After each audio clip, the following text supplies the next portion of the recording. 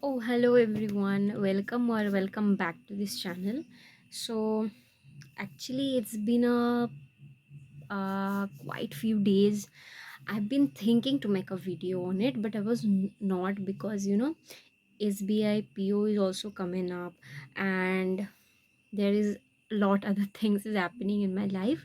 So, just this comment, someone has commented on my video and I have replied on that video to her or him, I don't know.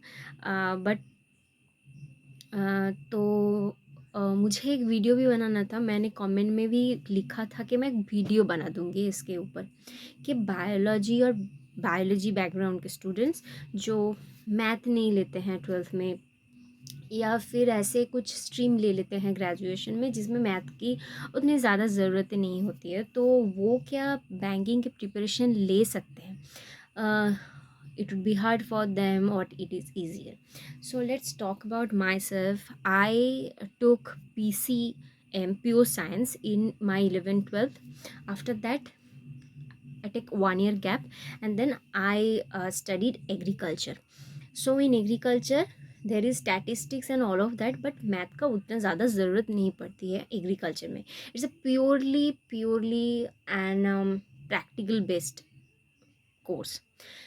तो हम ज़्यादातर उसमें plant physiology, plant के बारे में पढ़ते हैं, एग्रोनॉमी पढ़ते हैं, उसमें मैथ नहीं लगता है.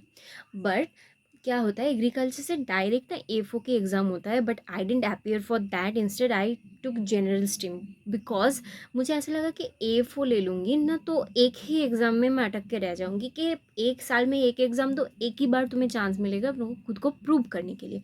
पर इस जनरल स्ट्रीम में क्या होता है, हर ऐसे अगस्त से पूरा चालू हो जाता है ये सर्कल, तो ये चलता रहता है. तो मुझे बहुत सारे मौके मिलेंगे खुद को प्रूव करने के लिए. That's why I take this general जो होता है बैंकिंग में, वो मैंने लिया.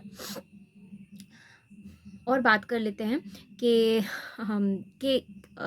मैं खैर जो समझ सकते हो कि मैं एक मैथ के बैकग्राउंड में, मतलब मैथ के साथ ज़्यादा टच नहीं था, क्योंकि हम जब सोचते हैं कि मैं तो बायोलॉजी बैकग्राउंड से हूँ, तो ये समझ दिमाग में आता है ना कि मैथ मेरा अच्छा नहीं होगा. तो मेरे साथ भी ऐसा ही था. मैंने 4 साल ना ही मैथ के लिए पढ़ाई किया है, ना ही उतने टच में थी. पर मैं बताऊँ, इस बार IBPS क्लर्क में मुझे 35 में ना 32 मिले थे.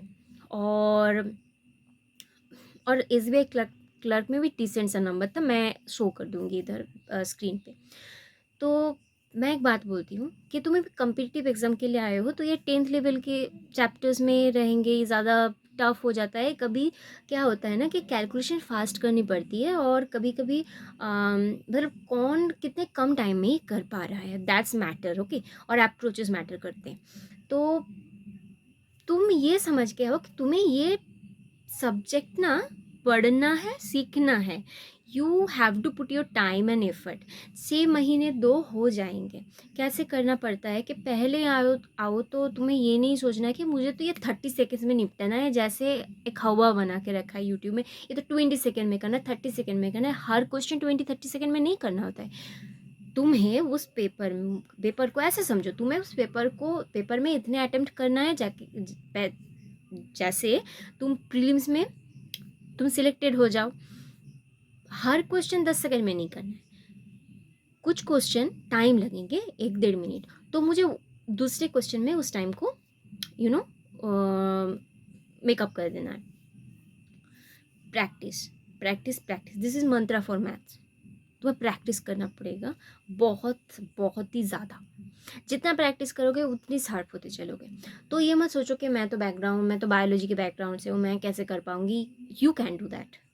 बस तुम्हें प्रैक्टिस करनी पड़ेगी. और मेरी मानो तो पहले से ही एक टीचर को पकड़ो, उसमें स्टिक रहो. मैं जैसे नहीं थी, मैं 2-3 बार टीचर चेंज किया. Actually that help me, because पहले अगर तुम ऐसे टीचर मतलब ऐसे मेंस के क्लास करने बैठ जाओगे तो नहीं चलेगा. तो मैंने ऐसे टीचर्स को पकड़े जो बहुत मतलब पकड़ पकड़ के समझाते हैं, पर वो काम नहीं आता है. You have to be advanced, you have to be understand quickly. तुम्हें उस पोजीशन में जाना पड़ेगा. So I always recommended Harshal Agarwal sir. He is like genius. तो उनकी वजह से ये इस बार समझो, अगली बार मैंने जब आईबीपीएस क्लर्क दिया था तो मेरा सेक्शनल नहीं निकला था। इस बार आई गॉट 32, तो मुझे तो बहुत इम्प्रूवमेंट लगा मेरे हिसाब से। तो हर्षल अग्रवाल से no doubt is very very good. जब मैंने सर के ना वो डीआई के लेक्चर्स मैंने देखे थे, अभी भी मुझे याद है, मैं उस दिन भी सोच रही थी ये क्या करवा रहे हैं, मुझे होगा ही नहीं, पर मैंने वो किया ना, उससे ही मेरा इम्प्रूवमेंट हुआ था। तो सर जो भी करवाते हैं ऐसे आंख बंद करके सर सर को सुनते जाओ, करते जाओ, हो जाएगा। और जो बाकी की बात रहेगी कि प्रैक्टिस कहाँ से करना है, तो सर के क्वेश्चन बहुत इनफ रहते हैं, कर सकते हो। और भी चाहिए तो गाइड की पीडीएफ बंडल लो, उससे प्रैक्टिस करो, पर अप्रोचेस सीखो, सर से अप्रोचेस सीखो, वो बहुत मैंडेटरी, वो बहुत इंपॉर्टेंट होते हैं। तो मेरा फाइनल आंसर ये है कि एक बायोलॉजी के बैकग्राउंड से ज़रूर कर सकते हो, but you have to have patience. तो प्रैक्टिस करनी है बहुत ज़्यादा। 6 महीने दो खुद को। अगर तुम्हें लगता है कि मैं तो मैथ में कभी नहीं अच्छी थी, मैं तो मैथ के साथ बहुत टच में भी नहीं हूँ इस 4 साल 3 साल में, तो मैथ को टाइम दो। 6 महीने 7 महीने टाइम दो, धीरे धीरे सीखो, उतना ज़्यादा हड़बड़ी मत करो। हम क्या सोचते हैं कि इस बार ही हमें निकलना पड़ेगा, ऐसे मत सोचो।